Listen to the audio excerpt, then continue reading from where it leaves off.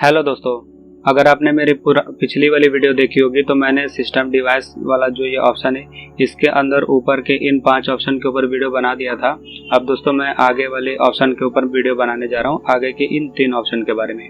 तो दोस्तों वीडियो के साथ बने रहिए। अब मैं इन 3 ऑप्शन के बारे में बात करता हूँ। तो दोस्तों पहला ऑप्शन है AMD AS4 डिवाइस। आखिर ये क्या होता है और ये किस काम में यूज होता है। तो दोस्तों आपने देखा होगा कि जब हमारे लैपटॉप या कंप्यूटर में कोई वायरस वगैरह आ जाता है तो हमारा डिवाइस स्लो हो जाता है। दोस्तों वायरस आने के कारण हमारे सिस्टम के अंदर जो सॉफ्टवेयर होते हैं, छोटे छोटे प्रोग्राम्स होते हैं, वो रन करने लगते हैं। आप फ्रंट पे आपको नहीं दिखेगा कि कौन सा प्रोग्राम रन कर रहा है, लेकिन वायरस आने की वजह से हमारे सिस्टम थोड़ा करप्ट हो जाता है, जिसकी वजह से बहुत सारे सॉफ्टवेयर रन करने लगते हैं और हमारे लैपटॉप की मेमोरी काफ़ी मात्रा में यूज़ होने लगती है।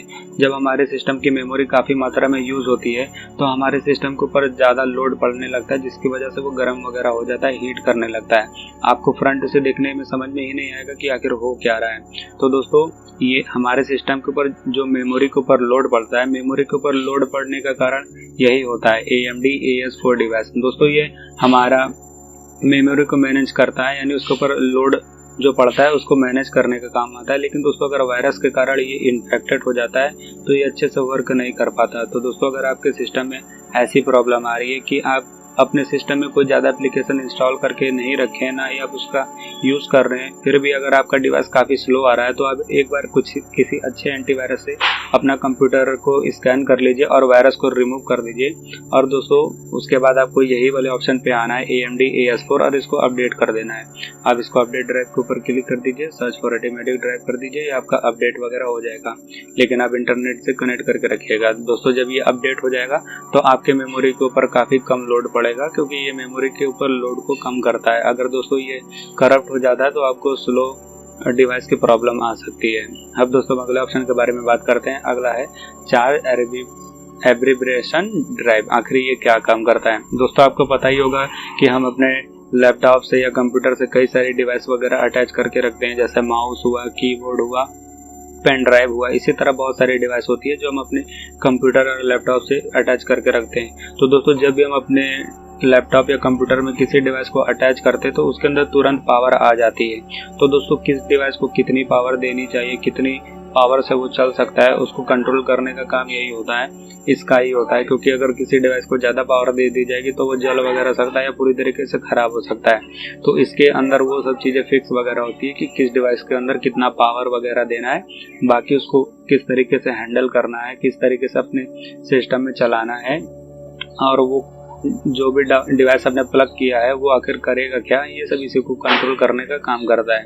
तो इसको भी सेम आप उसी तरीके से अपडेट वगैरह कर सकते हैं। सब अपडेटिंग का प्रोसेस वैसा है। वैसे मेरे में ये पहले से अपडेट है तो मुझे इसको अपडेट करने की ज़रूरत नहीं पड़ेगी। अब दोस्तों हम अगले ऑप्शन के बारे में बात करते हैं। अब हम अगले ऑप्शन के बारे में बात करते हैं। अगला है कंपोजिट बस इनोमिनेटर। आखिर ये क्या करता है। दोस्तों आपने देखा होगा कि जब हम अपने लैपटॉप या कंप्यूटर का बटन ऑन कर देते हैं, तो प्लग ऑन कर देते हैं, तो हमारा डिवाइस तुरंत स्टार्ट हो जाता है और हमारे रनिंग कंडीशन में आ जाता है। लेकिन दोस्तों होता क्या है, कभी कभी जब हम अपना लैपटॉप या कंप्यूटर स्टार्ट करते हैं तो हमारा ऑपरेटिंग सिस्टम अच्छे से स्टार्ट नहीं होता।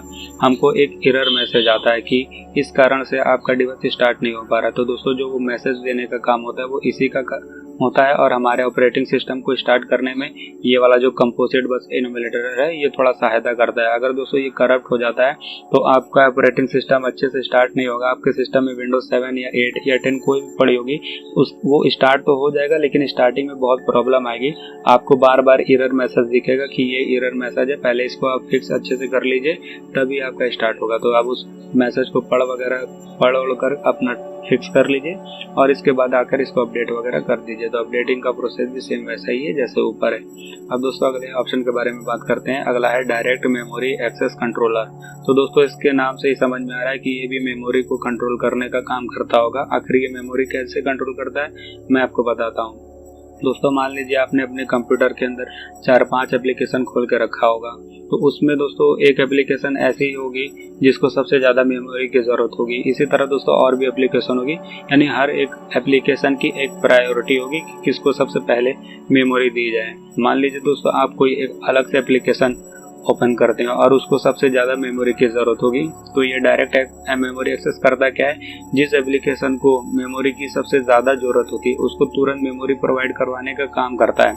हमारे सिस्टम में दोस्तों बहुत सारी एप्लीकेशन और बहुत सारे छोटे छोटे सॉफ्टवेयर होते हैं, तो हमारे सिस्टम के अंदर ये सेट करके रखा गया है कि किस वाले एप्लीकेशन को या किस वाले सॉफ्टवेयर को हमें सबसे पहले देखना है, यानी किसको सबसे पहले मेमोरी प्रोवाइड करवानी है। क्योंकि दोस्तों जो भी सॉफ्टवेयर या एप्लीकेशन हमारे सिस्टम के अंदर चलते हैं उनको मेमोरी की तो ज़रूरत पड़ती है, तो हमारे सिस्टम के अंदर ये चीज़ तो होना ही चाहिए कि किसको कितनी मेमोरी देनी चाहिए और किसको प्रायोरिटी देनी चाहिए कि सबसे पहले आप रन करो। तो ये कंट्रोल करने का काम इसी का होता है। डायरेक्ट मेमोरी एक्सेस कंट्रोलर ये तय करता है कि किस एप्लीकेशन को पहले रन कराना है और किसको बाद में रन कराना है। तो दोस्तों आज के वीडियो में इतना ही। होप आपको ये चारों ऑप्शन समझ में आ गए होंगे, क्योंकि दोस्तों मैंने सिंपल वे में आपको चारों समझा दिया। अगर दोस्तों आपको इसके ऊपर में डिटेल में वीडियो चाहिए तो आप मुझे कमेंट सेक्शन के द्वारा बता दीजिएगा, क्योंकि हर ऑप्शन के ऊपर मैं डिटेल में वीडियो बनाने लगा तो वीडियो इतना लंबा हो जाएगा कि आपको पसंद नहीं आएगा। मैं शॉर्ट फॉर्म में हर ऑप्शन के बारे में जानकारी रखता हूँ ताकि आपको ईजिली समझ में आ जाए। बाकी आप खुद ही समझदार हैं, आप ऑनलाइन वगैरह डिटेल में पढ़ लीजिएगा अगर आपको डिटेल में पढ़ना है। तो दोस्तों मैं वीडियो ये स्टॉप करता हूँ। अगर दोस्तों वीडियो अच्छा लगा इसको लाइक कर दीजिएगा, चैनल पर पहली बार है सब्सक्राइब करके जाइएगा। मैं मिलता हूँ आपको नेक्स्ट वीडियो में नेक्स्ट टॉपिक के साथ, तब तक के लिए जय हिंद।